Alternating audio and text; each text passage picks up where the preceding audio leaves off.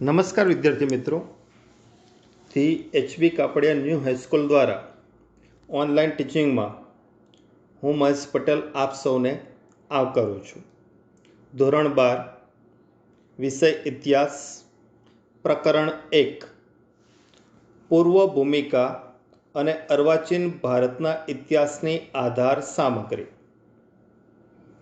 આ પ્રકરણની અંદર આપણે જોઈએ पहलो प्रश्न અને સમજૂતી કે પુરાતત્વીય અને સાહિત્યિક સાધન સામગ્રી વગર ઇતિહાસ લેખન સંભવી શકે નહીં।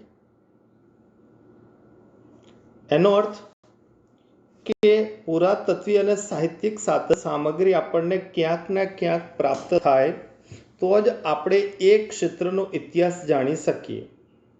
એટલે કે ઐતિહાસિક દસ્તાવેજોને આધારે ઇતિહાસ તૈયાર થાય છે। આ ઐતિહાસિક આધાર સામગ્રી લેખિત સ્વરૂપની પણ હોય અને અલેખિત પણ હોય।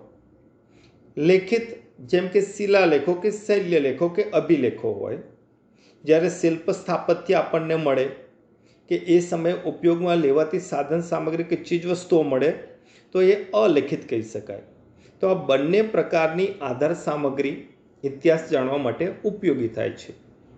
લેખિત એટલે સાહિત્યિક સામગ્રી કે જેમાં ગ્રંથો, શિલાલેખો, તામ્રપત્રો, અને અલેખિત એટલે પુરાતત્વીય સામગ્રી કે જેમાં એ સમયકાળના વાસણો, ઈંટો, ઘરેણાં, ઠીકરા, અસ્થિઓ, ધાતુપાત્રો વગેરે જે ખોદકામ કરીને, ઉત્ખનન એટલે ખોદકામ કરીને શોધી કઢાયેલા હોય તો એ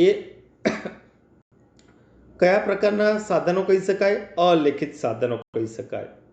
તો આ તમામ આધાર સામગ્રી આધારભૂત અને વિશ્વસનીય હોવી જોઈએ। અને ઇતિહાસ એ કાલ્પનિક બાબત નથી, ઇતિહાસ એ વાસ્તવિક બાબત છે। એટલે આવી આધારભૂત અને વિશ્વસનીય આધાર સામગ્રી હોવી જોઈએ। એમાં તમે જો કે અભિલેખાગાર કે અર્વાચીન ભારતનો ઇતિહાસ જાણવા માટેની આધાર સામગ્રી મોટા પ્રમાણમાં ઉપલબ્ધ છે, જે દિલ્હીમાં આવેલા રાષ્ટ્રીય અભિલેખાગાર એટલે કે નેશનલ આર્કાઇવ્સ કે જે સંગ્રહ સ્થાન છે, અને રાજ્ય કક્ષાએ ગાંધીનગરમાં આવેલ અભિલેખાગાર કે જેને આપણે સ્ટેટ આર્કાઇવ્સ કહીએ કે જે સુલભ છે। એટલે આવી આધાર સામગ્રીઓ સાચવવા માટે આવા અભિલેખાગાર હોય છે। રાષ્ટ્રીય કક્ષાએ એટલે નેશનલ કક્ષાએ અને સ્ટેટ કક્ષાએ પણ આવેલા છે। જે રાષ્ટ્રીય અભિલેખાગાર દિલ્હીમાં આવેલું છે અને સ્ટેટ એટલે કે રાજ્ય અભિલેખાગાર આપણા ગુજરાત રાજ્યમાં ગાંધીનગર ખાતે છે। અગાઉ દ્વિભાષિક બૃહદ મુંબઈ હતું, પણ આજે નથી। તેથી મુંબઈ રાજ્યના અભિલેખાગારમાંથી પણ કેટલીક માહિતી પ્રાપ્ત થાય છે, જે આઝાદી સમયકાળે આપણું ગુજરાત ને મહારાષ્ટ્ર એક રાજ્ય મુંબઈ રાજ્ય હતું, પછી છૂટા પડ્યા અને ત્યાર પછી અલગ થયું। હવે જોઈએ આગળ।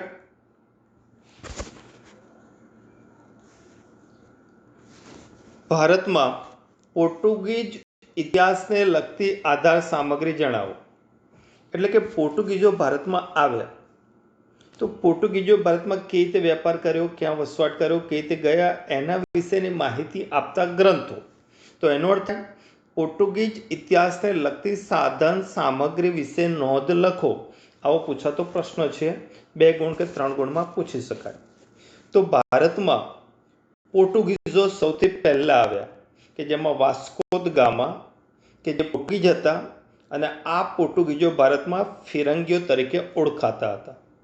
ભારતમાં પોર્ટુગીઝ શાસનને લગતી ઐતિહાસિક સાધન સામગ્રી ગોવા કે એ લોકોનું મુખ્ય વ્યાપારિક કેન્દ્ર હતું, પાટનગર પણ એને ગણતા, અને પોર્ટુગલનું લિસ્બન બંદર છે કે જ્યાંથી વાસ્કો દ ગામા ભારતનો નવો જન્માર્ગ શોધવા માટે નીકળેલો। તો ગોવા અને લિસ્બનમાં આવેલ સરકારી દફતર ખાતાઓ, પુરાતત્વ ખાતાઓ અને ત્યાંના સંગ્રહાલયો તેમજ પુસ્તકાલયોમાં પોર્ટુગીઝ ઇતિહાસને લગતી સાધન સામગ્રી સાચવવામાં આવેલી છે. ઈસવીસન 1892માં પોર્ટુગીઝ ઐતિહાસિક સાધન સામગ્રીને આધારે FC ડનવર્સે એક ગ્રંથ તૈયાર કર્યો, જેનું નામ હતું ડનવર્સે લખેલો ગ્રંથ report on the Portuguese records. આ ગ્રંથ તૈયાર કર્યો કે જેમાંથી કેટલીક આધાર સામગ્રી કે માહિતી આપણને મળે. બીજું કે ભારતીય ઇતિહાસકાર શ્રી સુરેન્દ્રનાથ સેને ગોવામાં સંગ્રહાયેલ દસ્તાવેજોને આધારે એક વિસ્તૃત અહેવાલ તૈયાર કર્યો. એ સિવાય Vasco da Gama, governor general Alfonso Albuquerque, Duarte Barbosa, Domingo Paes, પાદ્રે મોન્સેરેટે તત્કાલીન ભારત વિશે ઘણા બધા મહત્ત્વના ગ્રંથો લખેલા હતા. એટલે એ ગ્રંથો પણ આપણા માટે આધાર સામગ્રી સ્વરૂપે કહી શકીએ. એ પછી ભારતીય ભાષાઓમાં પણ તત્કાલીન પોર્ટુગીઝ શાસનને લગતી ઘણી બધી ઐતિહાસિક માહિતી પ્રાપ્ત થાય છે, જેમાં મુઘલ શાસકો, મરાઠા રાજ્યના શાસકોના બ્રિટિશ ગવર્નર જનરલો સાથેના પત્ર વ્યવહારો જે થયા છે એ પત્ર વ્યવહારો પણ ઘણી માહિતી આપે, વત્તા સંધિ કરાર, યુદ્ધો, ઉપરાંત બીજાપુર, ગોલકોંડા, વિજયનગર જેવા ભારતીય રાજ્યો સાથે પોર્ટુગીઝ સંબંધો પણ હતા અને એ પણ ઘણી બધી માહિતી આપણને પોર્ટુગીઝોને લગતી આપે છે. હવે એ પછી આપણે જોવાનું છે કે ડૉક્ટર G.M. મોરાયસે history of Christianity in India જેવો મહત્ત્વનો ગ્રંથ લખીને ભારતમાં પોર્ટુગીઝોની ઈસવીસન 1542 સુધીની રાજકીય, સામાજિક, ધાર્મિક પ્રવૃત્તિઓનો અહેવાલ આપ્યો છે. એટલે કે પોર્ટુગીઝો રાજકીય ક્ષેત્રે, ધાર્મિક ક્ષેત્રે, સામાજિક ક્ષેત્રે કેવી પ્રવૃત્તિઓ કરતા હતા એનો અહેવાલ છે. મુંબઈ ગેઝેટિયર અને કેમ્બ્રિજ હિસ્ટ્રી ઓફ ઇન્ડિયાની શ્રેણીનો ગ્રંથ કે જેનો 5મો ભાગ પોર્ટુગીઝોને લગતી વિપુલ અને સળંગ માહિતી આપે છે. પોર્ટુગીઝ કંપની ભારતમાં એસ્ટાડો ડા ઇન્ડિયા તરીકે ઓળખાતી હતી. આ પણ ખાલી જગ્યામાં પૂછાય કયા નામે ઓળખાતી હતી, તો એસ્ટાડો ડા ઇન્ડિયા તરીકે ઓળખાતી હતી. તેના ભારતીય શાસકો સાથે થયેલા પત્ર વ્યવહારોમાંથી પણ ઘણી ઐતિહાસિક માહિતી પ્રાપ્ત થાય છે. તો આ રીતે પોર્ટુગીઝ શાસનને લગતી વિવિધ પ્રકારની વિપુલ ઐતિહાસિક માહિતી આપણી પાસે ઉપલબ્ધ છે અને એને આધારે આપણે પોર્ટુગીઝોને લગતો ઇતિહાસ જાણી શકીએ છીએ. ભારતમાં બીજી એક યુરોપિયન પ્રજા પણ વેપાર અર્થે આવી હતી કે જેમાં ડચ લોકો પછીથી આવેલા. તો ડચ લોકોને લગતી માહિતી મેળવતી જે આધાર સામગ્રી છે કઈ છે, તો ડચ લોકોને લગતી ઐતિહાસિક સાધન સામગ્રી જોઈએ તો VOC એનો અર્થ છે વેરિનિસી ઉસ્ટ ઇન્ડીઝ કેમ્પેના. આ નામથી ઓળખાતી Dutch East India company Bharat સાથેના સંબંધોની ઐતિહાસિક માહિતી તેના મુખ્ય મથક બટાવિયામાંથી ઉપલબ્ધ થાય છે. હવે બટાવિયા એ ડચ એટલે કે હોલેન્ડના લોકો હતા, ડચ લોકો એટલે હોલેન્ડમાંથી પ્રાપ્ત થાય છે. એ સિવાય એમ્સ્ટર્ડમના કેન્દ્રીય અભિલેખાગારમાંથી એમ્સ્ટર્ડ કે જેનું કેન્દ્રીય અભિલેખાગાર છે ત્યાંથી પણ ભારત સાથેના ડચ પ્રજાના રાજકીય અને વેપારિક સંબંધોની માહિતી મળે છે. એમ્સ્ટર્ડ કે એ પણ હોલેન્ડની અંદર આવેલું મુખ્ય સિટી છે અને ત્યાંથી પણ ભારત સાથેના સંબંધોને લગતી માહિતી મળે છે. એ સિવાય ભારત અને ભારતના આજુબાજુના દેશોના નગરો અને યુરોપના નગરો કે જેની અંદર કોચીન, ચિન્સુરા, કોલંબો જે શ્રીલંકામાં આવે, હેગ અને રીગા જે નેધરલેન્ડની અંદર આવે, હોલેન્ડ એ જ નેધરલેન્ડ જેવા ભારતીય અને વિદેશી કેન્દ્રોના દફતરોમાંથી પણ ડચ સાધન સામગ્રી આપણને પ્રાપ્ત થાય છે.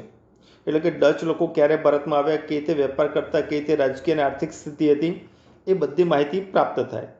જેમાં શ્રીલંકાના કોલંબોથી ડચ ઈસ્ટ ઇન્ડિયા કંપનીના 8,000 કરતાં વધારે દસ્તાવેજો મળી આવ્યા છે.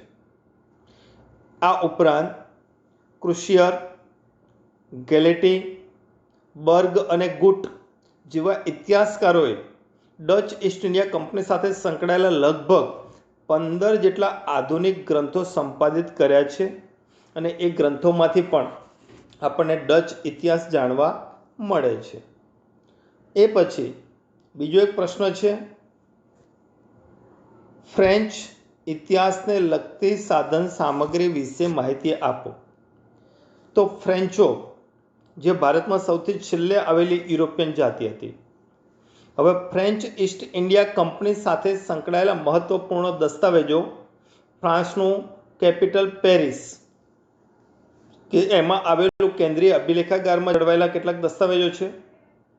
ભારતમાં તેમની મહત્વપૂર્ણ પ્રવૃત્તિઓ એટલે કે ફ્રેન્ચ પ્રજાના મુખ્ય વેપારી કેન્દ્રો ભારતની અંદર ચેન્નઈ, મૈસૂર અને હૈદરાબાદ સાથે સંકળાયેલી હતી. એટલે કે લગભગ દક્ષિણ ભારતીય ભાગો હતા અને તેના સરકારી અભિલેખાગારોમાં આ કંપનીની પ્રવૃત્તિનો ઇતિહાસ આપણને જોવા મળે છે, સાંપડે છે. 17મી અને 18મી સદીઓમાં ભારતમાં આવેલા ઇતિહાસકારોની અંદર બર્નિયર, ટેવર્નિયર, થેવેનો જેવા ફ્રેન્ચ પ્રવાસીઓની પ્રવાસ નોંધોમાંથી પણ ભારતનો ઇતિહાસ અને આર્થિક સ્થિતિનો ચિતાર પ્રાપ્ત થાય છે. આ ઉપરાંત ઇન્ડિયા ઓફિસ લાઇબ્રેરી, લંડન અને દિલ્હીના રાષ્ટ્રીય અભિલેખાગારમાંથી ફ્રેન્ચ કંપનીને લગતા દસ્તાવેજો સંગ્રહિત છે અને એમાંથી પણ આપણને ઇતિહાસ જાણવા મળે છે. ફ્રેન્ચ સાધન સામગ્રીને લગતા જે ગ્રંથો છે એમાં મેસનનું એક ગ્રંથ છે, history of the French in India. એ જ રીતે ડોડવેલનું મદ્રાસ આજ્ઞાપત્રોનું કેલેન્ડર, એ જ રીતે ડુપ્લે અને ક્લાઇવના ગ્રંથો પણ અગત્યની ફ્રેન્ચો સાથેની માહિતીનો ખ્યાલ આપે છે. એ સિવાય લોરેન્સ ગ્રંથ, એંગ્લો ફ્રેન્ચ વોર, એ પછી આનંદ રંગ પિલ્લાઈની નોંધો, એ ઉપરાંત વિલિકિન્સે લખેલ દક્ષિણ ભારતના ઇતિહાસની રૂપરેખા. તો આ બધા ગ્રંથો કે જે ફ્રેન્ચ ઇતિહાસને લગતી સાધન સામગ્રી પર્યાપ્ત માત્રામાં પૂરી પાડતા કે માહિતી આપતા મહત્ત્વના ગ્રંથો ગણી શકીએ. તો અહીંયા 2 કે 3 ગુણમાં પૂછાય પ્રશ્ન, તો ફ્રેન્ચ ઇતિહાસને લગતી સાધન સામગ્રી વિશે માહિતી આપો, તો આટલી માહિતી તમારે લખવાની રહેશે. તો આ લેસનમાં આપણે અહીંયા સુધી જોઈશું. આવતા લેસનની અંદર પછીના પોઈન્ટ જોઈશું. અસ્તુ.